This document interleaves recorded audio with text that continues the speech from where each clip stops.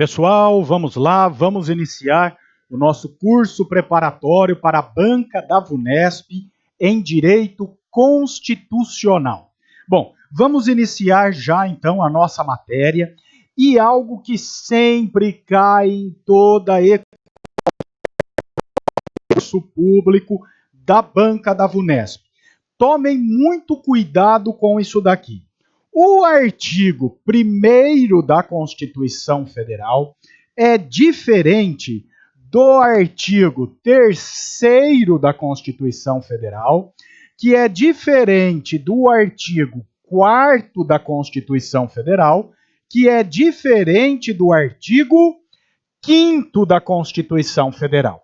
E por que isso é relevante para nós? Vocês vão perceber que é muito comum a banca perguntar assim para vocês: assinale a assertiva correta no que toca aos princípios fundamentais.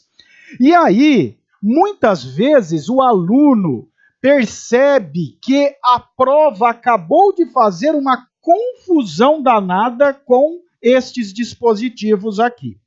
Vamos lá. É importante que nós saibamos que o artigo 1º da Constituição Federal, ele trata dos chamados princípios fundamentais. Então, o artigo 1º da Constituição Federal trata dos chamados princípios fundamentais. O artigo 3º da Constituição Federal trata dos chamados objetivos fundamentais. Artigo 1º, princípios fundamentais. Artigo 3º, objetivos fundamentais. O que trata o artigo 4º da Constituição? Dos princípios que regem a relação do Brasil com os estados estrangeiros. Então, o que trata o artigo 4º? Princípios que regem a relação do Brasil com os estados estrangeiros. E o que trata o artigo 5º da Constituição Federal? O artigo 5º da Constituição Federal versa sobre os chamados direitos e garantias fundamentais. Então, olha só o pega que a prova costuma fazer. A prova diz assim: assinale a assertiva correta no que toca aos princípios fundamentais. E muitas vezes a prova traz na assertiva A um direito fundamental, na assertiva B um princípio que rege a relação do Brasil com os estados estrangeiros. Na assertiva C, ela traz um objetivo fundamental, para aí sim, na assertiva D, ela apresentar um princípio fundamental. Muitas vezes o aluno chega para mim e fala assim: professor, a prova perguntou assim, assinale a assertiva correta sobre princípio fundamental. E eu li todas as assertivas e parece que todas estavam corretas. Eu não sabia qual assinalar, porque me parece que tudo aquilo eu já tinha lido na Constituição Federal. Realmente, nas assertivas estarão tudo aquilo que você já leu na Constituição. Só que ela faz justamente esse pega com vocês. Ela pergunta quais são os princípios fundamentais e apresenta um objetivo, apresenta um princípio que rege a relação com os estados estrangeiros e apresenta um direito fundamental, para daí sim ela apresentar o verdadeiro, que é um princípio. Então nós temos que tomar muito cuidado com a pergunta que está sendo feita. A prova, ela pode também vir assim e dizer: assinale a assertiva correta quanto aos objetivos fundamentais. E aí ela apresenta o objetivo fundamental na assertiva A. Na B, ela traz um princípio fundamental. Na C, ela traz um princípio que rege a relação do Brasil com os estados estrangeiros. E na D, ela traz um direito fundamental. Qual era a assertiva que nós teríamos que assinalar? A assertiva A, que é a que trata de um objetivo. Então, nós temos que tomar muito cuidado com isso. Eu vou dar um exemplo um pouco mais próximo. Olha só. Construir uma sociedade justa, livre e solidária é um objetivo da República Federativa do Brasil. Se vocês pegarem o artigo 3º da Constituição Federal, vocês vão encontrar isso. Constitui objetivo da República Federativa do Brasil o quê? Construir uma sociedade justa, livre e solidária. Isso é o objetivo. Aí vem a prova e traz assim: assinale a assertiva correta no que toca aos objetivos da República Federativa do Brasil. Aí vem assertiva A: dignidade da pessoa humana, respeito à dignidade da pessoa humana. O candidato fala assim: eu já li que na Constituição Federal existe esse negócio de respeito à dignidade da pessoa humana. Mas será que isso é um objetivo? Não, não é. Isso é um princípio fundamental. Aí vem a assertiva B. Construir uma sociedade justa, livre e solidária. Isso é um objetivo da República? É um objetivo. E qual foi a pergunta? Para você realmente assinalar qual era o objetivo. Você não deveria ter assinalado a A, porque a A falou respeito à dignidade da pessoa humana. Relevantíssimo isso. Porém, isso está no artigo 1º como um princípio fundamental. E a pergunta foi sobre um objetivo fundamental. Então, a assertiva a ser assinalada é a assertiva B. Aí imagine que vem a assertiva C, que traz assim: prevalência dos direitos humanos. Você fala assim, bom, eu já li o que é prevalência dos direitos humanos, eu sei que isso está na Constituição Federal. Mas isso é um princípio que rege a relação do Brasil com os estados estrangeiros. E a pergunta foi sobre os objetivos. Aí vem a assertiva D, por exemplo, e traz assim: ninguém terá tratamento desumano, degradante. Você fala, eu já li isso na Constituição Federal. Mas isso não está no artigo 1º, nem no 3º, nem no 4º. Isso está no artigo 5º.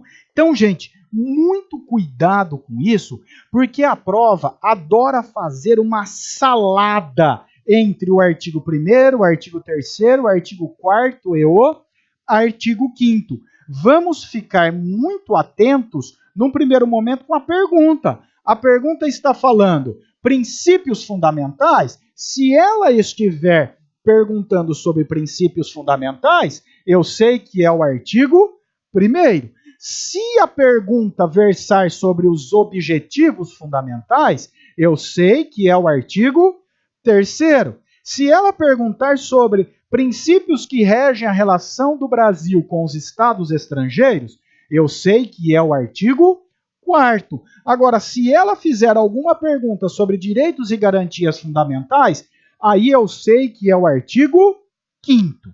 Muito bem. Depois de esclarecido essa forma de pergunta, que é muito recorrente e muito importante, nós temos que trabalhar com algumas dicas relevantes para vocês aí conseguirem resolver essas perguntas de uma forma mais fácil. Uma primeira dica relevante para vocês é o seguinte: no artigo 1º existe um mnemônico muito antigo, um mnemônico muito utilizado por vários professores no que toca ao artigo 1º. Já nos ajuda bem, que é o famoso Socidivaplu. O Socidivaplu. Então, o Socidivaplu é um mnemônico para eu memorizar o artigo 1º da Constituição Federal. Socidivaplu. Peguem o artigo 1º da Constituição Federal, que vocês vão constatar que são princípios fundamentais da República Federativa do Brasil: soberania, cidadania, dignidade da pessoa humana, valor social do trabalho e da livre iniciativa e pluralismo político. Então, repito, artigo 1º da Constituição, trata dos chamados princípios fundamentais da República Federativa do Brasil. Existe um famoso mnemônico para nós memorizarmos esses princípios fundamentais, o famoso Sociediva Plu. Soberania, cidadania, dignidade da pessoa humana, valor social do trabalho e da livre iniciativa e pluralismo político. Por que isso é relevante? Imaginem que a prova vem e pergunte assim para vocês: assinale a assertiva correta no que toca aos objetivos fundamentais da República Federativa do Brasil. Aí vem na assertiva A assim, ó, soberania. Você fala, nossa, eu não sei quais são os objetivos da República Federativa do Brasil. No entanto, você sabe que a assertiva A não deve ser assinalada. Você talvez não saiba o que é o objetivo, mas você já sabe, pelo mnemônico do artigo 1º, que soberania está no artigo 1º, ou seja, é um princípio fundamental.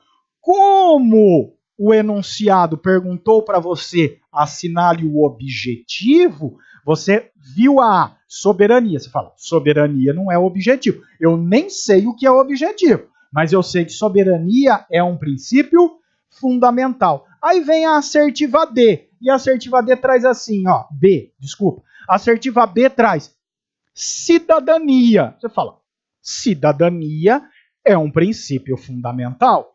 Aí vem a assertiva C, dignidade da pessoa humana. Você fala, dignidade da pessoa humana é um princípio fundamental, também não vou assinalar isso. Aí vem a assertiva D, pluralismo político. Você fala, pluralismo político é um princípio fundamental da República Federativa do Brasil. Você também não vai assinalar.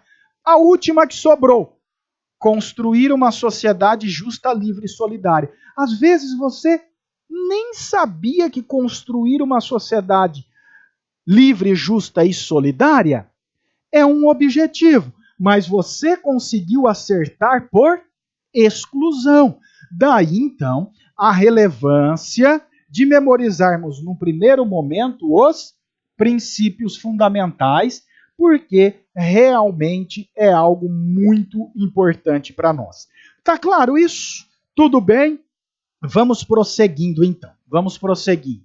Depois de conversado sobre esses pegas que poderão acontecer com estes dispositivos diversos, é importante que nós saibamos que dentro de cada artigo, tá, a prova também pode estabelecer várias perguntas para vocês.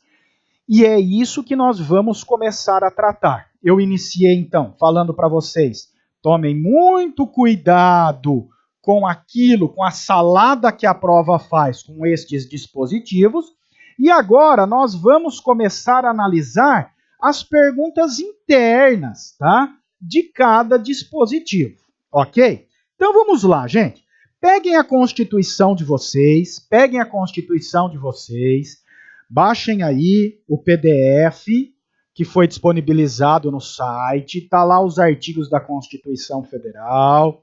Vamos lá, tá? Tratar de forma bem objetiva as perguntas a serem realizadas. Abram a Constituição de vocês no artigo 1º. Vamos ler juntos, ó.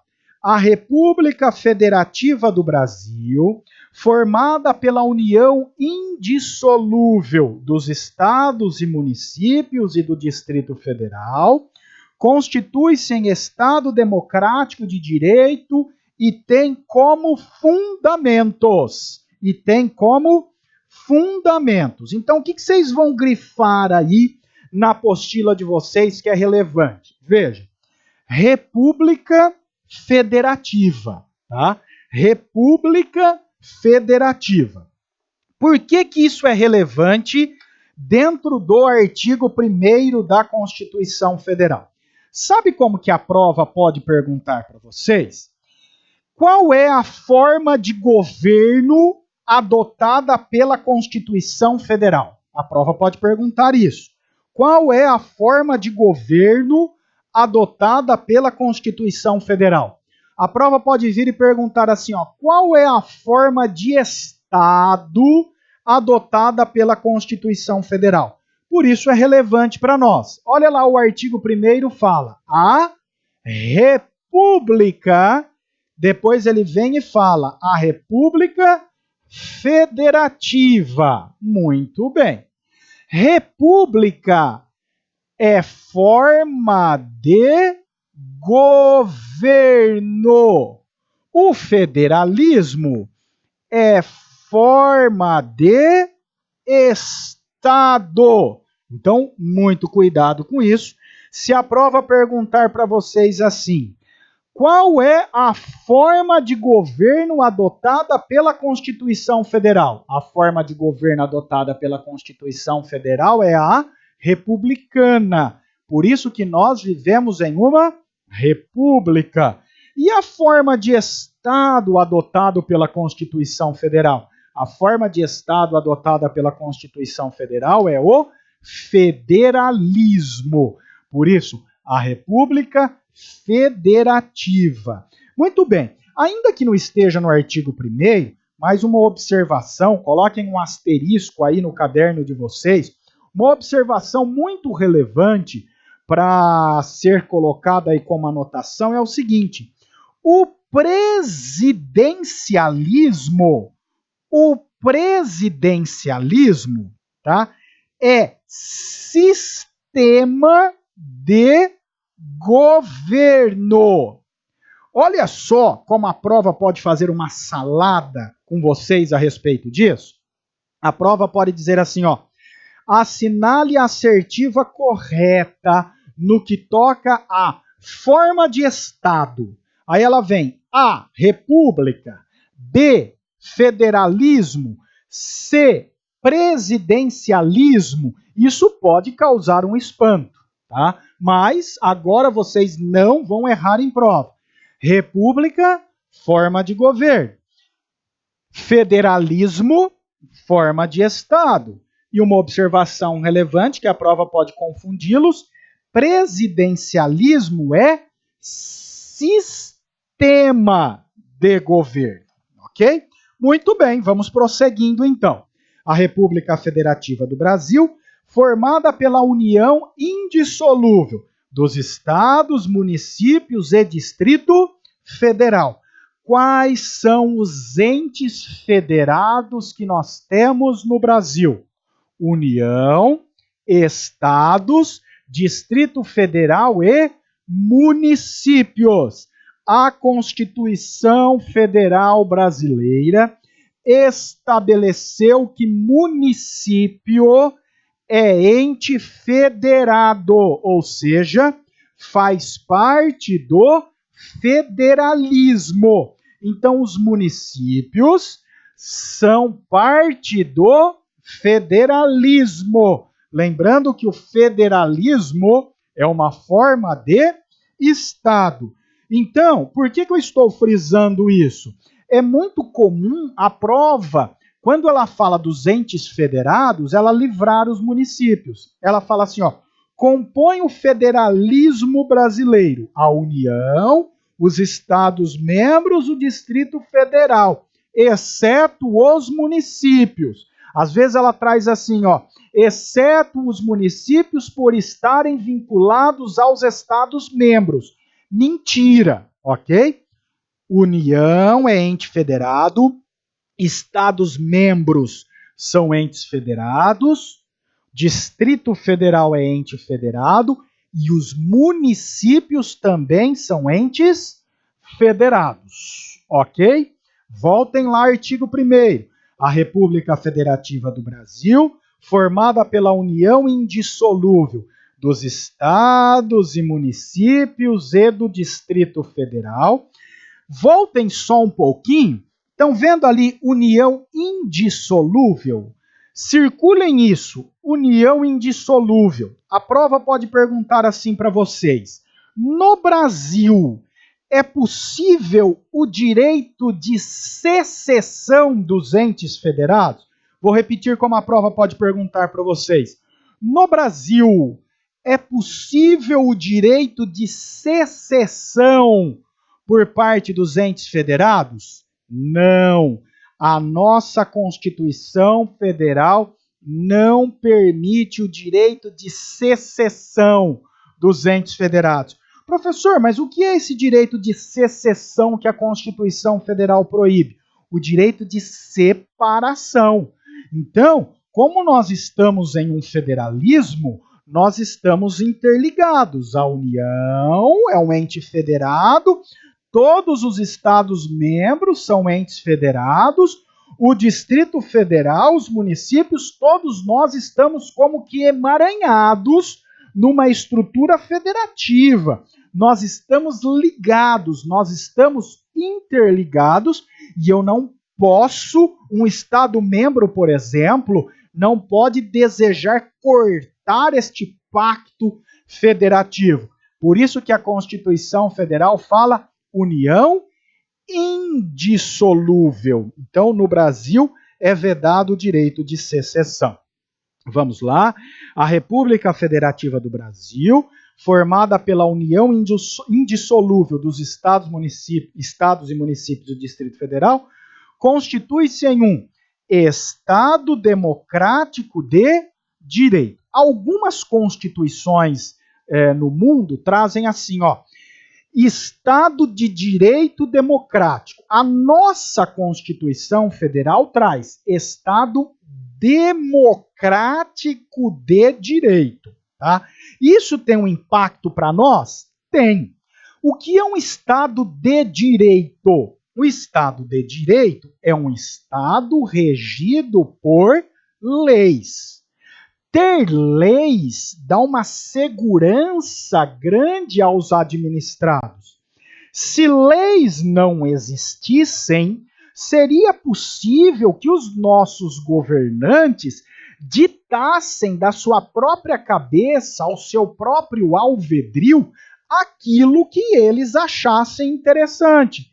E poderiam mudar isso do dia para a noite. E muitas vezes eles colocariam as suas vontades sobre os administrados, mas eles mesmos não seriam obrigados a respeitar isso. Então, quando nós temos um Estado de direito, significa que nós temos leis, então nós sabemos o que está proibido a nós, administrados, e as autoridades também se submetem a estas leis. Então, os membros de poder também se submetem a estas leis. Isso é relevante dentro da estrutura de um Estado de direito. Então, Estado de direito, um Estado regido por leis. Quem confecciona as leis, quem aplica as leis, ou seja, os membros dos poderes também estão sujeitos a estas leis. Isso é a ideia básica do Estado de Direito. Muito bem. Só que nós não vivemos puramente em um Estado de Direito. Nós vivemos em um Estado democrático de direito. E o que significa esta palavra democrático? O que significa essa palavra democracia antes de direito? Veja, democracia tem uma conotação extremamente profunda e extremamente ampla a respeito do tema. Tá? No entanto, aqui para nós, nessa primeira aproximação, depois iremos nos aprofundar nisso, mas numa primeira aproximação, democracia aqui significa respeito aos direitos humanos. Por quê? Vejam, durante a Segunda Guerra Mundial, existiam leis. Terminada a Segunda Guerra Mundial, foi instaurado um tribunal de exceção, que era o Tribunal de Nuremberg, em que, naquele tribunal de exceção, que julgou os nazistas, havia justamente esta questão. Por que vocês fizeram tantas atrocidades? E a maior defesa jurídica dos nazistas era: seguimos as leis. Com base na Segunda Guerra Mundial, após a Segunda Guerra Mundial, o direito foi percebendo, os juristas constataram, que não basta simplesmente um Estado regido por leis. Vejam, não que houve o desprezo do Estado de Direito. Ter leis em um Estado é relevante. No entanto, a lei ela não tem mais uma legitimidade por ela mesma. A lei, para ser legítima, ela tem que ser cotejada de acordo com a dignidade da pessoa humana. Então, por exemplo, eu não posso ter uma lei hoje que trate da forma legalizada de tortura, por exemplo. Olha, no Estado de Direito é possível que se torture para diversas finalidades. Isso seria uma lei, ou seja, inserido na ideia de Estado de Direito. No entanto, esta lei não estaria de acordo com a dignidade da pessoa humana, não estaria de acordo com os direitos humanos. Então, quando a nossa Constituição Federal estabelece assim, olha, que vivemos em um Estado democrático de direito, como se a Constituição dissesse assim, nós vivemos em um Estado em que existem leis, estas leis são relevantes, estas leis servem para dar segurança aos administrados, estas leis, elas se aplicam também aos membros de poderes, executivo, legislativo e judiciário, mas estas leis só possuem legitimidade se elas respeitarem a dignidade da pessoa humana. Por isso, então, que o artigo 1º estabelece, em um primeiro momento, a ideia de democracia, respeito ao ser humano, e depois ela estabelece de direito. Então, é um Estado que respeita a dignidade da pessoa humana, regido por leis. Ou falando a mesma coisa de uma outra forma, existem leis para dar segurança aos administrados e colocar limitações aos poderes. No entanto, estas leis, elas não têm legitimidade se elas afrontarem os direitos humanos, os direitos mais caros para toda a sociedade. Tá claro isso? Então, muito bem. Com isso, fechamos pontos relevantes do artigo 1º caput da Constituição Federal. Falamos, a República é forma de governo, federativa é forma de Estado. Falamos que os entes federados são a União, Estados, Distrito Federal e municípios. Falamos que a nossa Constituição proíbe o direito de secessão, o direito de separação, e estudamos o porquê que a nossa Constituição estabelece Estado democrático de direito e não Estado de direito democrático. Tudo bem? Um abraço, voltamos então na próxima aula.